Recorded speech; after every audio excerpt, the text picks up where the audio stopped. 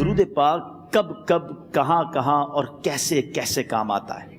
ایک بہت ہی خوبصورت واقعہ، بڑا ایمان افروز واقعہ ہے جو میں آپ کے سامنے پیش کرتا ہوں.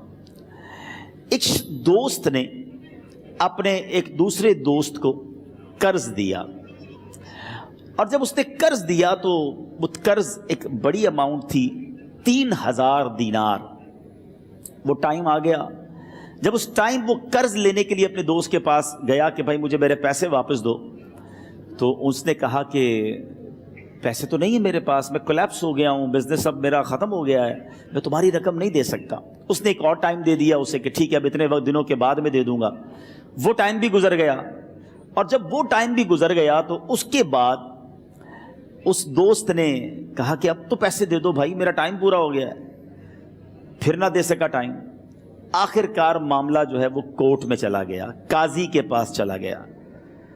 اب قاضی نے جس کو پیسے دینے تھے اس کو بلایا اور کہا کہ بھائی آپ کو اس کے پیسے دینے ہیں؟ کہتا ہے ہاں پیسے تو دینے ہیں. تو کہا پھر دیتے کیوں نہیں ہو؟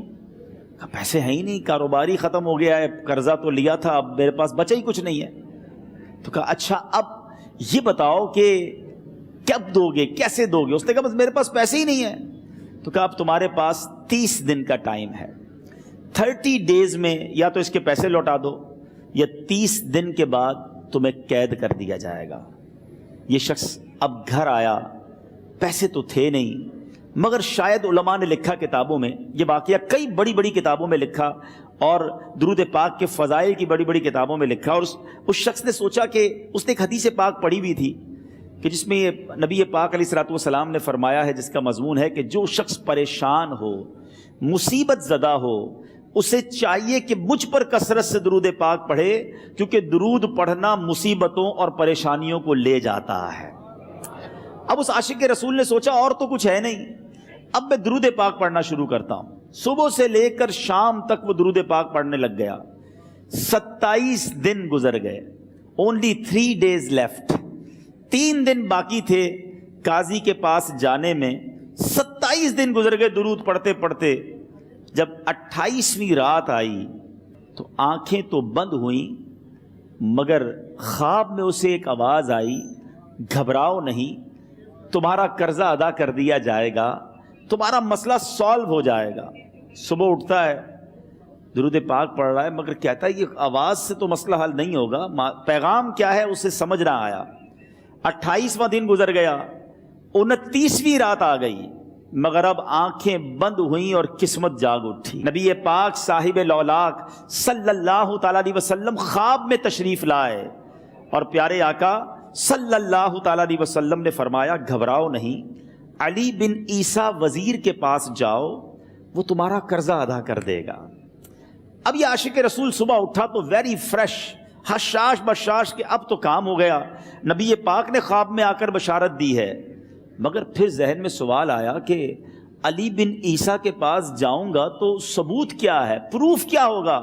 میں جا کر اس کو کہوں گا کہ میرا قرضہ دے دو تو ایسے تو قرضہ نہیں دے دینا. اور میں نے اس کو کہا کہ مجھے نبی پاک نے خواب میں کہا ہے، اور اس نے اگر مجھ سے کوئی نشانی مانگی تو میں نشانی کیا دوں گا؟ آخری دن تھا، 29واں دن تھا، وہ بھی درود پڑھتے پڑھتے گزر گیا. 30th نائٹ آ گئی، صبح وہ دن ہے جب عدالت میں جانا ہے. اب اس رات پھر نبی پاک علیہ الصلوۃ والسلام خواب میں تشریف لائے اور آقا علیہ الصلوۃ والسلام نے فرمایا کہ علی بن عیسیٰ وزیر کے پاس جاؤ، وہ تمہارا قرض ادا کر دے گا. کہ حضور چلا تو جاؤں گا، لیکن اگر وزیر نے مجھ سے کوئی نشانی طلب کی تو میں کیا جواب دوں گا؟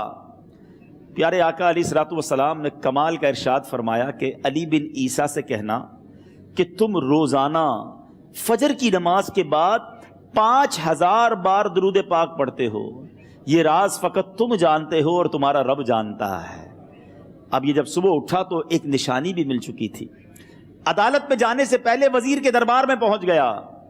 اسے یہ ڈر تھا کہ آج پیسے نہ لوٹائے تو سزا ہو سکتی ہے.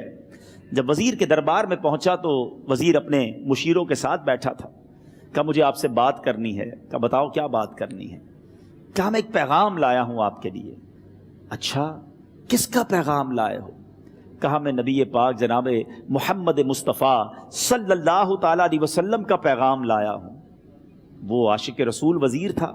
کہتا بتاؤ میرے آقا نے کیا پیغام دیا ہے؟ کہ حضور میں 3000 دینار کا مقروض ہوں، آج آخری دن ہے اور میرے آقا نے مجھے بشارت دی ہے کہ آپ سے کہوں کہ آپ میرا قرض ادا کر دیجئے۔ علی بن عیسیٰ کہتا ہے کوئی ثبوت ہے آپ کے پاس؟ ہے کوئی دلیل بھی ہے آپ کے پاس؟ میں کیسے مان لوں کہ آپ کو نبی پاک علیہ الصلوۃ والسلام نے بھیجا ہے؟ عاشق رسول کہتا ہے خالی ہاتھ نہیں آیا، میرے آقا نے مجھے دلیل بھی عطا فرمائی ہے، مجھے ایک ایویڈنس بھی دیا ہے، اور پروف یہ ہے حضور کہ آپ روزانہ صبح فجر کی نماز کے بعد نبی پاک صلی اللہ تعالیٰ علیہ وسلم کی بارگاہ میں درود و سلام کا نذرانہ پیش کرتے ہیں، جب تک 5000 کا عدد پورا نہیں ہوتا آپ اس وقت تک کسی اور سے بات نہیں کرتے۔ اور اے وزیر صاحب، یہ راز صرف آپ کو پتا ہے اور آپ کا رب جانتا ہے۔ اللہ اکبر! وہ وزیر تو جس کو کہے نا جھوم اٹھا، ایسا عاشق رسول وزیر تھا جو روزانہ صبح 5000 درود پڑھتا ہو، اس کی تو عید ہو گئی نا۔ وہ کہتا ہے مرحبا